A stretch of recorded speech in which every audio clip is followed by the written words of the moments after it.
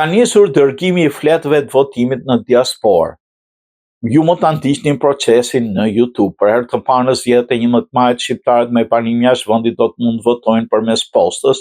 Për zgjedhjet parlamentare, Komisioni Qendror I Zgjedhjeve ka nisur përgatitjen e 245.000 zarfeve me fletët e votimit, të cilat do nisen drejt votuesve shqiptar në diasporë dhe në 85 shtete të botës. Procesi I dërgimit të zarfeve ka nisur dhe do vazhdojë më 17 prill me qëllim që të sigurohet mbërritja në kohë e materialeve zgjedhore tek votuesit të regjistruar nga jashtë. Përpunimi dhe paketimi I materialeve po realizohet në Parkun Olimpik në Tiranë, ku administrata e KQZ-s është organizuar me grupe pune të cilat po ndjekin me përpikmëri çdo hap procesi.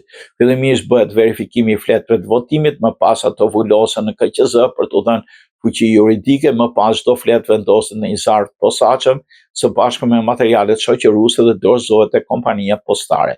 Zarfa ju është kushtuar rëndësi maksimale në aspektin e sigurisë dhe korrektësisë, ndërsa shpërndarja po bëhet në përputhje me qarqet zgjedhore ku janë regjistruar votuesit nga diaspora.